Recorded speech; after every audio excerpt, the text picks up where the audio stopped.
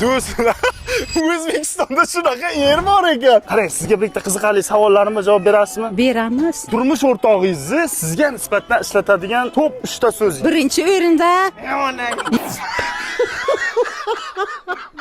Yo'q, demaydilar. unday demaydilar. Sani sog'liging yaxshi bo'lsin deydilar. Wow. Ikkinchi o'rinda O'zbekistonimiz eng yaxshi yurtlardan bo'lsin deydilar. Sizga nisbatan shunaqa deydimi? Sizga qarab osmonimiz Albatta, albatta. Ya uni sizga aytmasa kerak, o'zi shukr qilsalar kerak shunaqa. Yana nima Menga deydilar? deydilar-ki, onasi boshimizga sog' omon bo'lsin Wow. deydilar. Uchinchisi? Hamisha bolalar tinchlik, sog'ligini so'raydilar-da. Gap yo'q. Ha endi U nima balo? Unaqa yerda siz lotereyadan yutib olgansizmi?